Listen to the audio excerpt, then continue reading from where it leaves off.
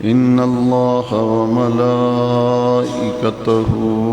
يصلون على النبي يا أيها الذين آمنوا صلوا عليه وسلموا تسليما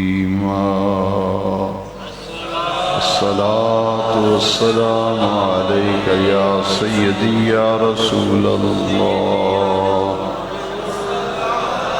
وعلى آلك وأصحابك يا سيدي يا خاتم النبيين.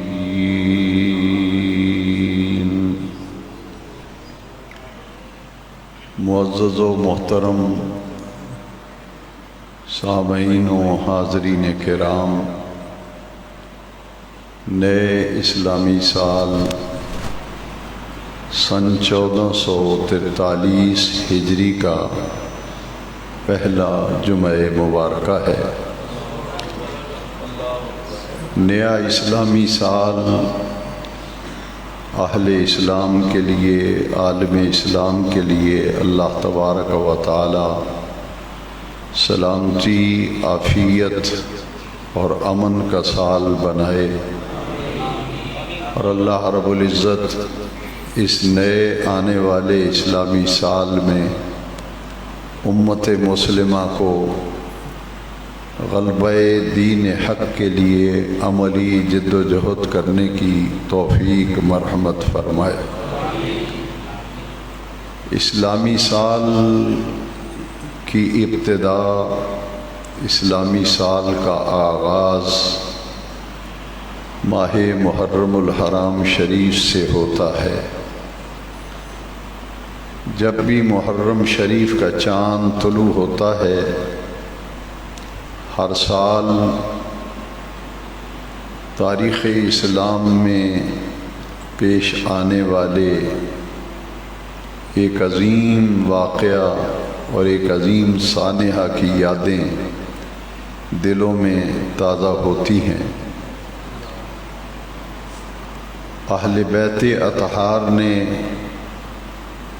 نواسہ رسول، جگر گوشائے بطول، راقب دوش مصطفیٰ، امام عالی مرتبت، امام عالی وقار، سیدنا امام حسین رضی اللہ تعالی عنہ نے ملک عراق کے ایک مقام کربلا پر دین حق کی سربلندی کے لیے اور خلافت اسلامیہ کی سالمیت و بقا کے لیے وہ لازوال قربانیاں پیش کیں، وہ عظیم شہادتیں پیش آئیں، جن کی بدولت آج دین کی نعمت، ایمان کی نعمت، اسلام جیسا عظیم اور پیارا دین اس دنیا میں موجود ہے۔ یہ ان قربانیوں کا نتیجہ ہے جو امام عالی وقار، سید الشہداء، نواسہ رسول، سیدنا امام حسین رضی اللہ تعالیٰ عنہ نے جو عظیم قربانیاں پیش کیں، ان کا نتیجہ ہے کہ آج ہمارے پاس ایمان، اسلام، قرآن کی نعمتیں موجود ہیں۔ نبی کریم علیہ السلام کے وصال مبارک کے بعد وہ سلطنت اسلامیہ خدا کی زمین پر پہلی سلطنت جو دین کی بنیاد پر قائم کی گئی، وہ میرے نبی کریم صلی اللہ علیہ وسلم نے اس عمارت کو قائم کیا۔ آپ کے وصال مبارک کے بعد نظام خلافت کو چلانے کے لیے پہلے خلیفہ راشد حضرت ابو بکر صدیق ہیں رضی اللہ تعالیٰ عنہ، ان کے دور خلافت کے بعد خلیفہ ثانی حضرت عمر فاروق اعظم ہیں رضی اللہ تعالیٰ عنہ،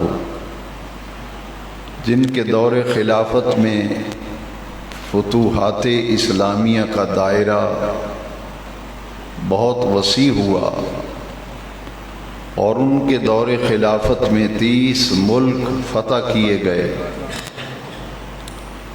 ایران فتح کیا گیا، روم کی سلطنت پاش ہوئی، مصر و شام، یہ سارے علاقے سلطنت اسلامیہ کے زیر نگیں آئے اور 22,55,000 مربع میل پر حضرت عمر فاروق اعظم نے اسلامی سلطنت کو قائم کیا۔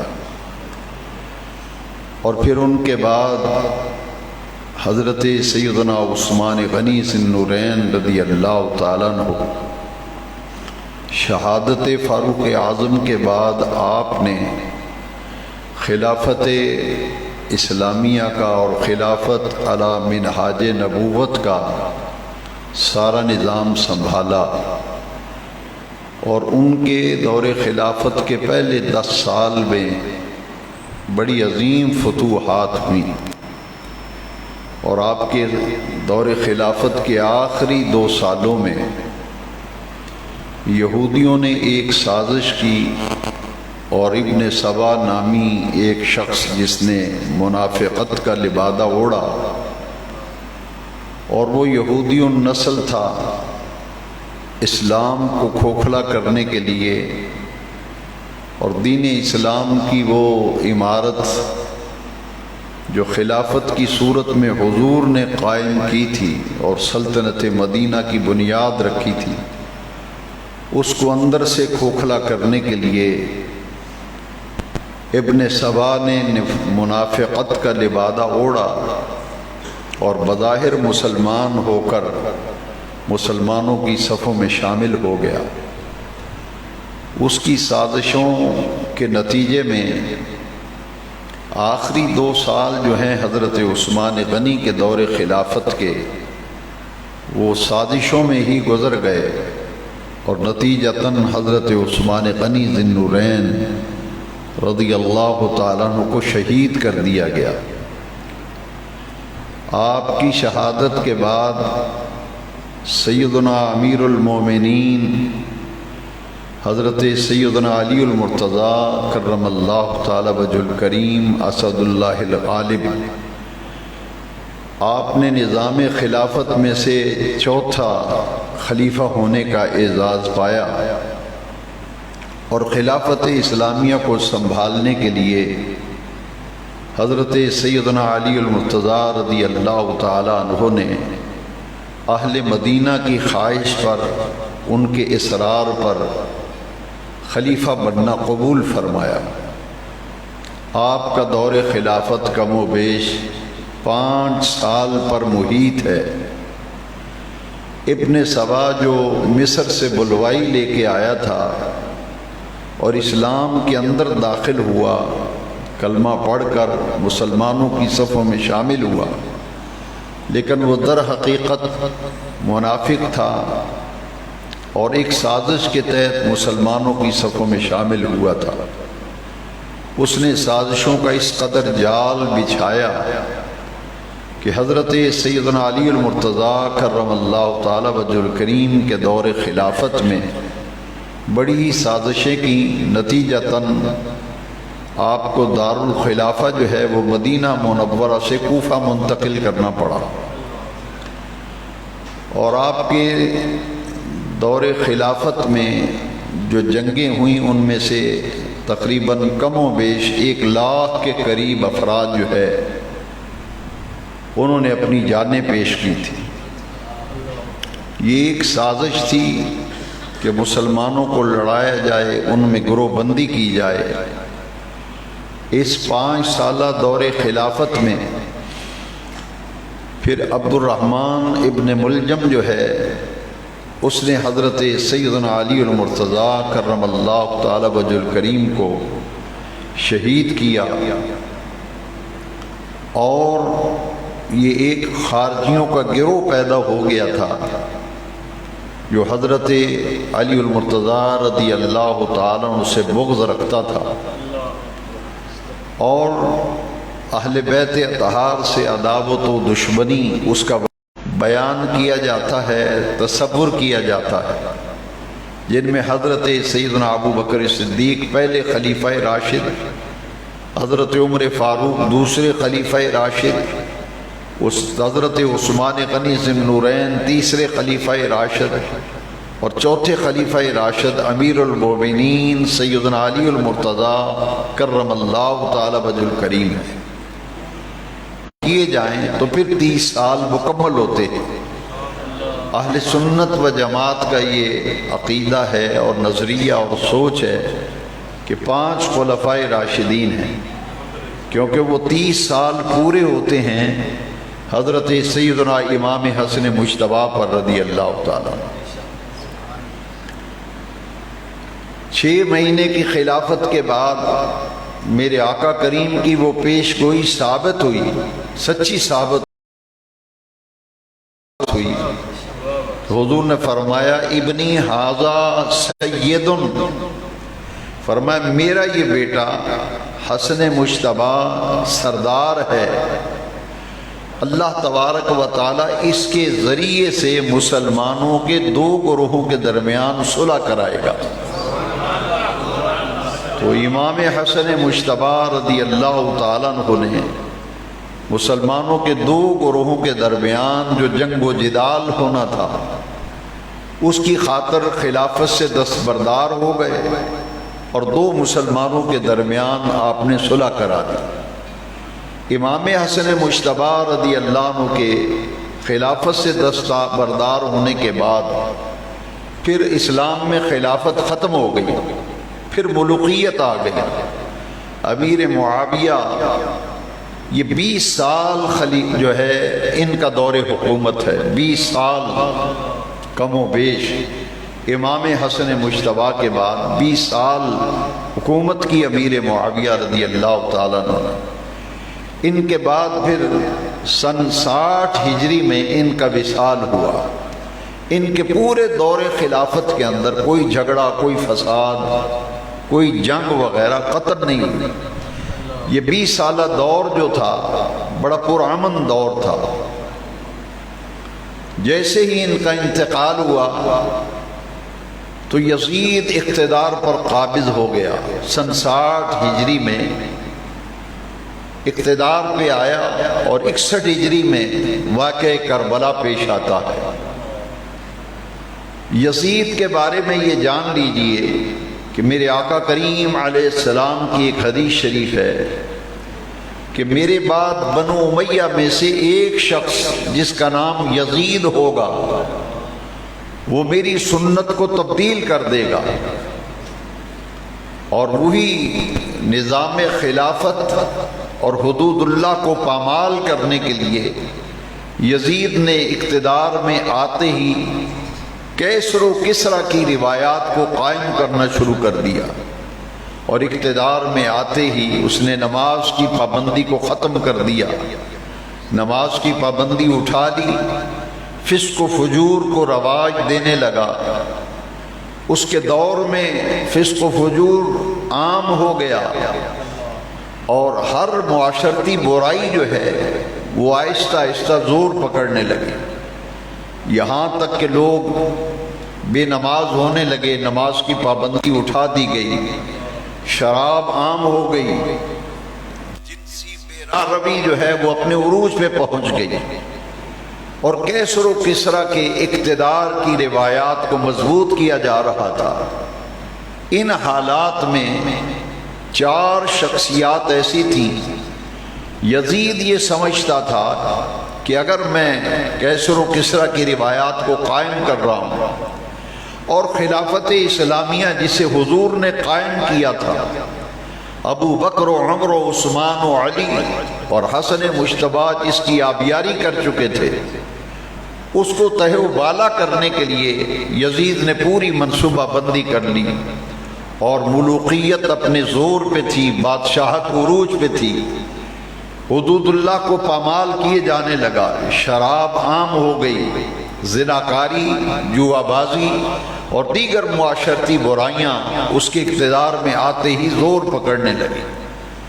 ایسے وقت میں 4 شخصیتیں تھیں جن سے یزید خطرہ محسوس کرتا تھا کہ اگر یہ لوگ میرے مقابلے میں آتے ہیں یا میری گرفت اور پکڑ کرتے ہیں اور میری ان خامیوں کی نشاندہی کرتے ہیں تو میرے لیے یہ 4 شخصیتیں بہت بڑا خطرہ ہوں گی۔ ایک تو حضور کے بھتیجے حضرت عباس رضی اللہ تعالیٰ عنہ، حضور کے چچا تھے حضرت عباس رضی اللہ بن عبد المطلب، ان کے بیٹے جو حضور کے چچا زاد بھائی تھے حضرت عبداللہ ابن عباس رضی اللہ تعالیٰ عنہ، یہ کبائر صحابہ میں سے تھے اور جلیل القدر صحابہ میں ان کا شمار ہوتا تھا۔ یزید ان سے بڑا خطرہ محسوس کرتا تھا کہ ان تمام خامیوں اور برائیوں پر جو خلافت کو ملوکیت میں تو بدل دیا گیا تھا 20 سال پہلے، اب اس کی آبیاری جو کی جا رہی ہے کہ کیسر و کسریٰ کی بادشاہت کی روایتیں قائم کی جا رہی ہیں، ان میں حضرت عبداللہ ابن عباس تھے رضی اللہ تعالیٰ عنہ، حضرت عبداللہ ابن عمر تھے رضی اللہ تعالیٰ عنہ، اور حضرت عبداللہ بن زبیر تھے رضی اللہ تعالیٰ عنہ۔ یہ حضرت عبداللہ بن زبیر رضی اللہ تعالیٰ عنہ جو ہیں یہ حضرت سیدنا ابو بکر صدیق رضی اللہ تعالیٰ عنہ کے نواسے ہیں، اور حضرت زبیر رضی اللہ تعالیٰ عنہ یہ اجلہ صحابہ کرام میں سے تھے۔ ان سے بڑا خطرہ محسوس کرتا تھا یزید۔ اور چوتھے تھے حضرت سیدنا امام حسین رضی اللہ تعالیٰ عنہ، ایک حضرت عبد الرحمن بن ابی بکر، یہ خلفائے راشدین میں سے پہلے خلیفہ راشد ابو بکر ہیں رضی اللہ تعالیٰ، جن کے صاحبزادے عبد الرحمن دوسرے خلیفہ راشد حضرت عمر تھے، ان کے بیٹے عبداللہ ابن عمر، اور حضور کے چچا زاد بھائی حضرت عبداللہ ابن عباس رضی اللہ تعالیٰ عنہ۔ یہ 3 شخصیات وہ تھیں جنہوں نے ڈائریکٹ اور براہ راست نبی کریم علیہ السلام سے تربیت پائی تھی، اور یہ حضور کے فیض یافتہ تھے۔ صحابہ کرام سن 60 ہجری میں اجلہ صحابہ کرام کی اکثریت جو ہے وہ دنیا سے وفات پا چکی تھی۔ اب وہ لوگ موجود تھے جو نئے نئے اسلام میں آئے تھے، جنہوں نے نبی کریم علیہ السلام کی زیارت ہی نہیں کی تھی، جنہوں نے حضور کا زمانہ ہی نہیں پایا تھا۔ تو یہ شخصیات وہ تھیں جنہوں نے ڈائریکٹ اور براہ راست حضور سے تربیت پائی تھی، لہذا یزید ان شخصیات سے خطرہ محسوس کرتا تھا کہ اگر مجھے کوئی روکے ٹوکیں گے تو یہ 4 آدمی ہیں۔ حضرت عبد الرحمن بن ابی بکر، یہ بھی حضور کے اجلہ صحابہ میں سے ہیں۔ عبداللہ ابن عمر طویل عرصہ حضور کی صحبت میں رہے۔ حضرت عبداللہ ابن عباس ہیں، حضور کے چچا زاد بھائی ہیں، حضور کے فیض یافتہ ہیں۔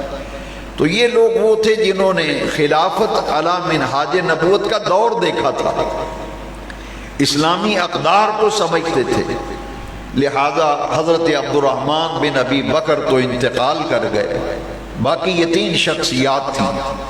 حضرت عبداللہ بن زبیر رضی اللہ تعالیٰ عنہ، ان کا یہ موقف تھا کہ مکہ مکرمہ ہمیں یہاں رہنا چاہیے، اور یہاں رہ کر ہمیں اپنے آقا کریم صلی اللہ علیہ وسلم کا لائے ہوا نظام، آپ کا قائم کیا ہوا دین جو ہے اس کی حفاظت اور بقا کے لیے مکہ مکرمہ کو ہمیں مرکز بنا کر ہمیں دین کی حفاظت کے لیے کردار ادا کرنا چاہیے۔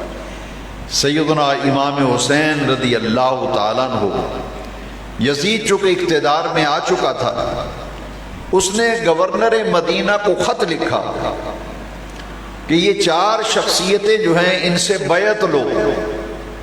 اس دوران حضرت عبد الرحمن بن ابی بکر کا تو انتقال ہو گیا، وصال فرما گئے۔ باقی حضرت سیدنا امام حسین رضی اللہ تعالیٰ عنہ حضرت عبداللہ بن زبیر کو رات کو بلایا گورنر نے، کہا کہ آپ بیعت کیجئے ورنہ آپ کو گرفتار کرنے کا آرڈر میرے پاس آ گیا ہے۔ اور مروان بدبخت نے تو حضرت امام حسین کو قتل کرنے کے لیے گورنر مدینہ سے کہا کہ یزید کو اگر خطرہ ہے کہ حدود اللہ کو قائم کرنے کے لیے، خلافت علی منہاج نبوت کو بچانے کے لیے اگر کوئی شخصیت میدان میں آئے گی تو وہ حسین ابن علی کی ہے، لہذا ان کو قتل کر دیا جائے تاکہ قصہ ہی ختم ہو جائے۔ لیکن حضرت سیدنا امام حسین رضی اللہ عنہ حضرت عبداللہ بن زبیر نے گورنر مدینہ سے کہا کہ ہم مشورہ کرتے ہیں، سوچتے ہیں، اور سوچ و بچار کے بعد جو پھر رائے طے کی ہم تمہیں آگاہ کریں گے۔ تو جب رات کو یہ ملاقات ہوئی تو راتوں رات حضرت عبداللہ بن زبیر رضی اللہ تعالیٰ نے حالات کی سنگینی کا احساس کر لیا کہ جب مروان نے قتل کا کہا تھا تو وہ آواز حضرت امام حسین کے کانوں میں آئی، حضرت عبداللہ بن زبیر نے بھی خود سن لیا تھا۔ یہ دونوں شخصیتیں رات کی تاریکی میں مدینہ منورہ سے ہجرت کر کے حضور کے روضہ اطہر پر آپ دیدہ ہو کر حاضری دی، اور یہاں سے پھر حضرت عبداللہ بن زبیر اور حضرت امام حسین رضی اللہ تعالیٰ عنہ مکہ مکرمہ ہجرت کر گئے۔ مکہ مکرمہ میں جب آپ تشریف لے گئے تو شعبان المعظم کی 4 تاریخ تھی اور سن 60 ہجری کہ امام حسین رضی اللہ تعالیٰ عنہ مکہ شریف میں پہنچے تو اہل کوفہ کے خطوط آنا شروع ہو گئے کہ یزید اقتدار میں آ گیا ہے، آپ جانتے ہیں کہ شرابی ہے، زانی ہے، نماز کی پابندی کو ختم کر دیا ہے، بد کرداری، فسق و فجور عام ہو رہا ہے۔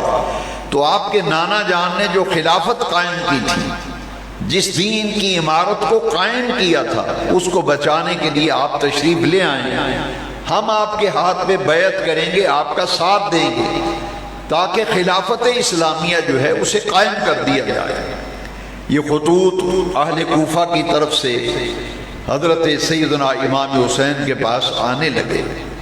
جب بہت سارے خطوط جمع ہو گئے تو حضرت سیدنا امام حسین رضی اللہ عنہ نے فیصلہ کیا کہ اب میں کوفہ جاتا ہوں، جو لوگ میرا ساتھ دیں گے اور بیعت کریں گے ان کے ساتھ مل کر خلافت اسلامیہ کو قائم کیا جائے گا، اور دین کو جو پامال کیا جا رہا ہے، دین کو پامالی سے بچایا جائے گا۔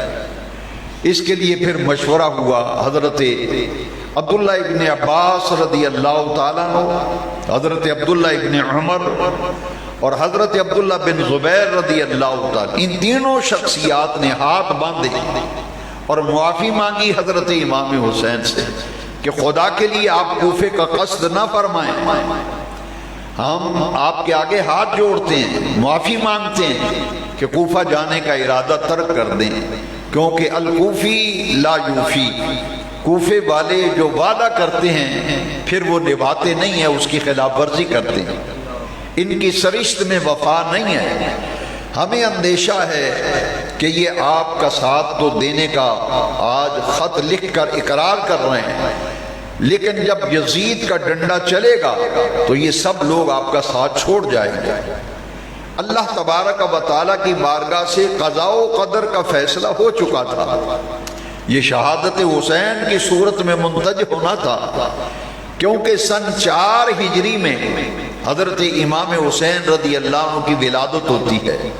ہجرت مدینہ جب نبی پاک علیہ السلام نے فرمائی تو ہجرت کا 4تھا سال تھا، شعبان المعظم کی 5 تاریخ تھی جب امام حسین رضی اللہ تعالیٰ عنہ کی ولادت باسعادت ہوئی تھی۔ جب آپ پیدا ہوئے اور آپ کے بچپن اور شیر خارگی میں ہی آپ کی شہادت کی خبریں جو ہیں وہ عام ہو چکی تھی۔ مشکات شریف کے اندر یہ حدیث شریف ہے کہ سیدنا امام حسین رضی اللہ عنہ حضور کی گود میں بیٹھے تھے اور حضور ان کے ہونٹوں کو چوم رہے تھے۔ اسی دوران ایک ایسا فرشتہ آیا جو پہلے سرکار کی بارگاہ میں کبھی حاضر نہیں ہوا تھا۔ یہ آنے والا فرشتہ جس کی ڈیوٹی بارش پہ ہے، یہ بارش کا فرشتہ تھا۔ اس نے آ کے عرض کی، یا رسول اللہ صلی اللہ علیہ وسلم، یہ آپ کا بیٹا جس سے آپ پیار فرما رہے ہیں، حسین، میں خبر لے کے آیا ہوں کہ آپ کے اس بیٹے کو آپ کی امت جو ہے وہ شہید کر دے گی، اور اگر آپ چاہیں تو میں مقتل حسین کی مٹی بھی اٹھا کے آپ کو پیش کر دوں۔ چنانچہ آقا کریم علیہ السلام کی بارگاہ میں پہلی مرتبہ آنے والا یہ فرشتہ بارش کا فرشتہ تھا، جس نے کربلا کی خاک بھی سرکار کی بارگاہ میں پیش کر دی۔ میرے آقا عبدیدہ ہو گئے۔ پھر کچھ دنوں کے بعد میرے آقا کریم علیہ السلام کی گود میں حسین کھیل رہے تھے کہ آنکھوں میں آنسو روا تھے۔ صحابہ نے پوچھا، آقا ہم آپ کی آنکھوں میں آنسو دیکھ رہے ہیں، یہ وجہ کیا ہے؟ حسین گود میں ہیں، آپ ان سے لاڈ کر رہے ہیں، پیار کر رہے ہیں، شفقت فرما رہے ہیں، تو آنسوؤں کا آنا یہ کیسا ہے؟ میرے آقا نے فرمایا، اتانی جبرائیل، میرے پاس ابھی جبریل آئے ہیں، فاخبرنی، اور انہوں نے آ کر مجھے اللہ کا پیغام دیا ہے، ان امتی ستقتل ابنی ھذا، کہ میری امت میرے اس بیٹے کو شہید کر دے گی۔ ابھی مجھے جبریل نے بھی آ کے شہادت حسین کی خبر دی ہے، اور جو مقتل حسین ہے، جہاں حسین کو شہید کیا جائے گا، اس کی مٹی بھی مجھے عطا کی ہے۔ میرے آقا کریم نے جب شہادت حسین کی خبر سنی تو حضور نے دعا فرمائی، اللہم آت الحسین صبرا و اجرا، باری تعالیٰ جب میرا حسین شہید کیا جا رہا ہو تو میرے حسین کو صبر بھی دینا اور میرے حسین کو اجر بھی دینا۔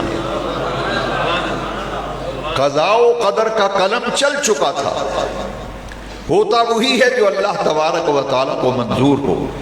تنین جلیل القدر صحابہ کے منع کرنے کے باوجود اور مشورہ دینے کے باوجود حضرت سیدنا علی المرتضیٰ رضی اللہ عنہ رخت سفر مانتے ہیں، اور پھر مشورہ یہ ہوا کہ حضرت مسلم بن عقیل رضی اللہ عنہ ان کو بھیجا جائے تاکہ کوفی حالات کا جائزہ تو لے جا کر کہ واقعی لوگ تیار ہیں ساتھ دینے کے لیے۔ امام مسلم جب تشریف لے گئے تو 12,000 کوفیوں نے امام حسین کے لیے آپ کے ہاتھ میں بیعت کر دی۔ یزید کو جب پتہ چلا، اور یزید کا جو اقتدار کا مرکز تھا وہ دمشق تھا شام میں، دمشق میں جب پتہ چلا کہ 12,000 افراد نے امام حسین کے لیے بیعت کی ہے امام مسلم کے ہاتھ پر، تو یہ 12,000 افراد جو ہیں یہ میرے خلاف اٹھ کھڑے ہوں گے تو میرے اقتدار کے لیے بہت بڑا خطرہ ہوگا۔ سیدنا امام حسین رضی اللہ تعالیٰ عنہ مکہ شریف میں ہیں، امام مسلم کوفہ میں ہیں، 12,000 افراد بیعت کر چکے ہیں۔ تو کوفے کے جو گورنر تھے وہ صحابی رسول تھے حضرت نعمان بن بشیر رضی اللہ تعالیٰ عنہ۔ یزید نے دیکھا یہ تو محب اہل بیت ہیں اور یہ ڈائریکٹ اور براہ راست حضور کے فیض یافتہ ہے، یہ تو تعرض نہیں کریں گے حسین ابن علی سے۔ تو اس نے پہلا قدم یہ اٹھایا کہ حضرت نعمان بن بشیر کو معزول کر دیا، اور ان کی جگہ ایک بڑا ظالم جابر اور جلاد قسم کا سخت دل اور شکی قلب ابن زیاد تھا، جس کو کوفے کا گورنر بنا دیا تھا۔ یہ بڑا سخت گیر اور سخت مزاج اور متشدد تھا۔ عبید اللہ بن زیاد جب کوفے کا گورنر بنا تو راتوں رات کوفے میں داخل ہو گیا، اور گورنر ہاؤس جو ہے اس پر جا کر اس نے اپنی گورنری کا وہ لیٹر جو تھا یزید کی طرف سے دیا گیا، وہ لوگوں کو بتایا کہ نعمان بن بشیر معزول ہو گئے، ان کی جگہ میں گورنر بن کے آیا ہوں۔ اس نے کہا کہ سنو، مجھے پتہ چلا ہے کہ 12,000 افراد امام حسین کے لیے مسلم بن عقیل کے ہاتھ پہ بیعت کر چکے ہیں، تو میں یہ کہنا چاہتا ہوں کہ اس بیعت کو توڑ دو، ورنہ یہ ہوگا کہ تم 12,000 لوگوں کو جمع کر کے تمہاری گردنیں کاٹ دی جائیں گی۔ وہ 12,000 لوگ جو کوفی تھے، جب ڈنڈا چلا اور اقتدار کا یہ اعلان سنا تو 12 کا 12,000 افراد جو ہے وہ آہستہ آہستہ تتر بتر ہونے لگے، یہاں تک کہ مغرب کی نماز میں حضرت امام مسلم کوفہ کی جامع مسجد میں مغرب کی جماعت کی امامت کراتے ہیں، اور جب آپ نے سلام پھیرا، نماز شروع ہوئی تو 12,000 افراد پیچھے نماز پڑھ رہا ہے، اور جب سلام پھیرا تو صرف 2 صاحبزادے جو ساتھ آئے تھے امام مسلم کے بیٹے وہ رہ گئے، باقی سارے کے سارے کوفی جو مسجد سے نکل کے بھاگ گئے۔ نتیجہ یہ ہوا کہ کوفے کے اندر ایک محب اہل بیت شخص رہتا تھا جو بوڑھا آدمی تھا، مگر اہل بیت کی اسے بڑی محبت تھی۔ اس نے کہا بوڑھا تو میں پہلے ہی ہوں، تو چلو اگر میں شہید کر بھی دیا گیا تو میرے لیے یہ انعام ہوگا کہ رسول اللہ کی محبت اور ان کے شہزادوں کے تحفظ کے لیے میری جان کام آئی ہے۔ اس نے حضرت امام مسلم کو پناہ دی۔ آپ نے فرمایا کہ میں مدینے کا مسافر ہوں، مجھے اب کوئی پناہ دے دو، لیکن سب نے اپنے دروازے، وہ 12,000 لوگ جو بیعت کر رہے تھے، اقتدار کا ڈنڈا جب چڑھا تو 12 کا 12,000 بیعت توڑ کر دروازوں کو بند کر لیتا۔ البتہ وہ ہانی نامی میرے آقا کریم علیہ السلام کی سچی محبت اور اہل بیت کا محب تھا، وہ اپنے گھر لے گیا حضرت امام مسلم کو، اور پولیس والوں کو جب خبر ہوئی، وہی لوگ جو بیعت اور مرید تھے اور بیعت کی تھی، انہوں میں سے کچھ لوگوں نے گورنمنٹ کا ڈنڈا چڑھنے کے بعد جا کے بتایا کہ مسلم ہانی کے گھر میں چھپے ہوئے ہیں۔ جب گرفتار کرنے کے لیے پولیس آئی تو حضرت امام مسلم نے اس میں مزاحمت ہوئی۔ جب ہانی نے مزاحمت کی تو ہانی تو شہید ہو گئے، البتہ امام مسلم گرفتار کر لیے گئے، اور آپ کو کوفے کے دارالامارات کی چھت پر لے جا کر لوگوں کو بلایا گیا اور اعلان عام کر کے حضرت امام مسلم کو شہید کر کے چھت سے زمین پہ پھینک دیا گیا۔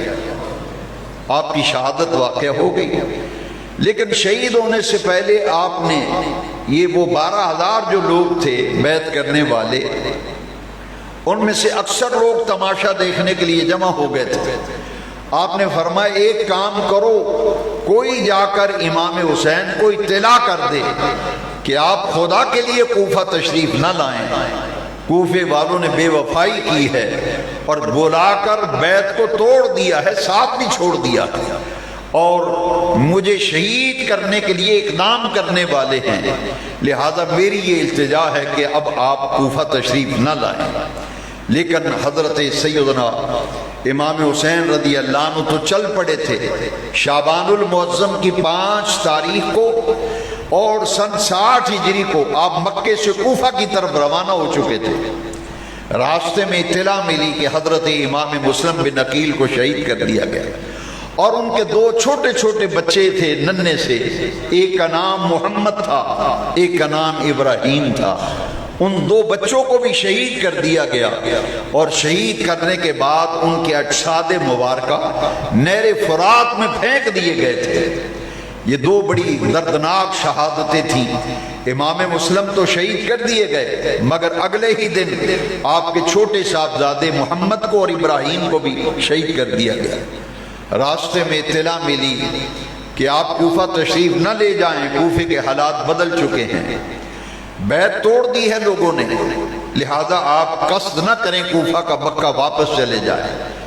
لیکن حضرت امام مسلم بن عقیل کے بیٹے جو امام حسین کے ساتھ آئے تھے مکہ سے، انہوں نے کہا کہ ہم تو قصاص لیے بغیر نہیں جائیں گے، ہمارے باپ کو شہید کر دیا گیا ہے، اب ہم قصاص لیں گے۔ حضرت سیدنا امام حسین رضی اللہ تعالیٰ عنہ انتہائی شریف النفس تھے، انتہائی صابر طبیعت کے تھے اور غیور تھے۔ آپ نے کہا کہ اگر آپ کا یہ ارادہ ہے تو پھر میں واپس نہیں جاتا، میں بھی آپ کے ساتھ کوفہ ہی جاؤں گا۔ راستے میں ایک عرب کا ایک بہت بڑا شاعر تھا جس کا نام فرزدق ہے، نامی گرامی شاعر تھا۔ اس نے جب دیکھا کہ ایک قافلہ جا رہا ہے تو پوچھا یہ کون لوگ ہیں؟ کہا کہ یہ رسول اللہ کے نواسے ہیں، فاطمہ کے لال ہیں، علی کے جگر پارے ہیں جن کا نام حسین ہے، یہ مختصر سا قافلہ ہے، ان کو لے کر کوفہ کی طرف جا رہے ہیں۔ فرزدق شاعر نے جا کر امام حسین کے آگے ہاتھ باندھے، ان کے پاؤں کو ہاتھ لگایا، اس نے کہا حضرت کوفے کا قصد نہ فرمائیں، مسلم بھی شہید ہو گئے، ان کے بیٹے محمد ابراہیم بھی شہید ہو گئے، تو مجھے لگتا ہے کہ آپ اگر جائیں گے تو آپ کو بھی شہید کر دیں گے۔ حضرت امام حسین رضی اللہ تعالیٰ عنہ حضور کی بارگاہ سے براہ راست اکتساب فیض کرنے والے تھے۔ اگر حضرت سیدنا اسماعیل کی قربانی منع کے اندر ہوئی تھی تو ڈاکٹر اقبال نے کہا تھا کہ یہ فیضان نظر تھا یا کہ مکتب کی کرامت تھی، سکھائے کس نے اسماعیل کو آداب فرزندی۔ حضرت اسماعیل کسی دارالعلوم میں پڑھے نہیں تھے، نہ کسی مدرسے میں گئے تھے، اور آپ خطبات جمعہ سنتے رہتے ہیں، میرے درس سنتے رہتے ہیں، آپ جانتے ہیں کہ اپنے والد کی خدمت میں بھی زیادہ وقت رہنے کے لیے نہیں ملا۔ حضرت ابراہیم علیہ السلام تو شام میں رہتے تھے، تو اور یہ حضرت اسماعیل مکے میں رہتے تھے۔ حضرت ابراہیم آتے تھے مل کے چلے جاتے تھے، آتے تھے مل کے چلے جاتے تھے، زیادہ وقت اپنے والد کی خدمت میں رہنے کا موقع نہیں ملا حضرت اسماعیل کو۔ تو اقبال نے کہا یہ فیضان نظر تھا یا کہ مکتب کی کرامت تھی، سکھائے کس نے اسماعیل کو آداب فرزندی۔ جب خواب کا ذکر کیا تھا نا تو کہا یا ابت افعل ما تؤمر ستجدنی انشاءاللہ من الصابرین۔ یہ فیضان نظر، وہ فیضان نظر حضرت ابراہیم علیہ السلام کا تھا، اور حسین کے پاس جو امانت تھی یہ فیضان نظر آمنہ کے لال کا تھا۔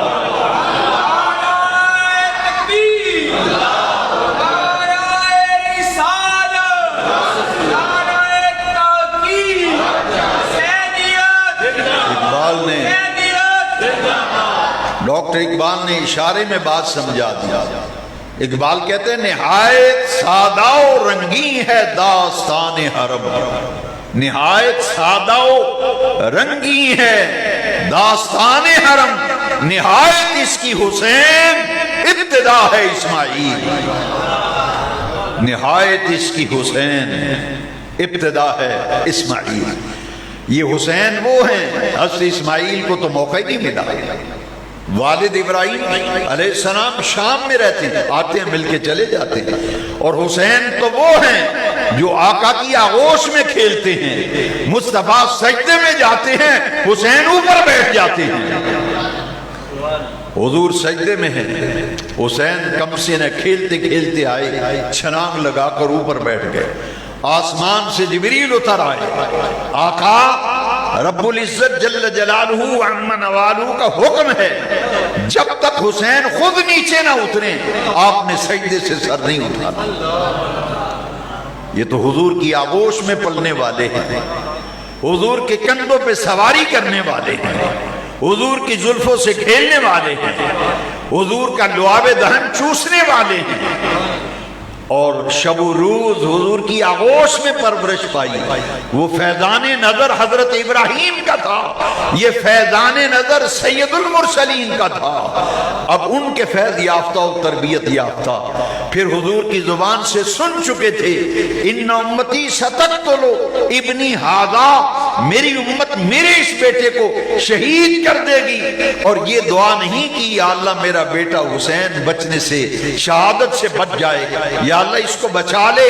نہ اسماعیل علیہ السلام کے بچنے کی دعا حضرت ابراہیم نے کی، نہ میرے آقا نے دعا حسین کے بچنے کی کی۔ یہ آزمائش و ابتلا، وہ بھی آزمائش و ابتلا۔ وَإِذِ ابْتَلَىٰ إِبْرَاهِيمَ رَبُّهُ بِكَلِمَاتٍ فَأَتَمَّهُنَّ، آخری کڑی آزمائش ذبح اسماعیل تھا، یہاں بھی آزمائش تھی۔ وَلَنَبْلُوَنَّكُمْ بِشَيْءٍ مِّنَ الْخَوْفِ وَالْجُوعِ وَنَقْصٍ مِّنَ الْأَمْوَالِ وَالْأَنفُسِ وَالثَّمَرَاتِ۔ کربلا میں وہ کون سا امتحان ہے، وہ کون سی آزمائش ہے جو نہیں آئی؟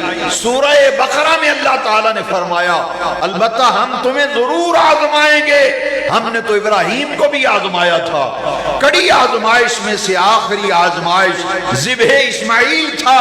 ہم آزمائش کرتے ہیں، یہ ہمارا قانون قدرت ہے، ہم بھوک دے کر آزماتے ہیں، پیاس دے کر آزماتے ہیں، ہم خوف دے کر آزماتے ہیں۔ نہر فرات قریب تھی مگر 3 دن پانی پہ پہرا لگا دیا گیا، پانی کی بوند تک خیمہ اہل بیت میں نہ جانے دی گئی، ادھر بھی آزمائش ادھر بھی آزمائش۔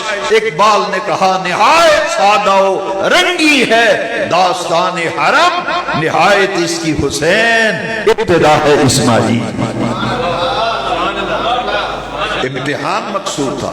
ادھر ابراہیم علیہ السلام نے خواب دیکھا ہے بیٹے کو ذبح کر رہا ہوں، یہ نہیں کہتے میرا بیٹا ذبح ہونے سے بچ جائے، بلکہ یہ کہا یا بنی انی ارا فی المنام، بیٹے میں نے خواب دیکھا ہے تجھے ذبح کرتا ہوں، فانظر ماذا ترى۔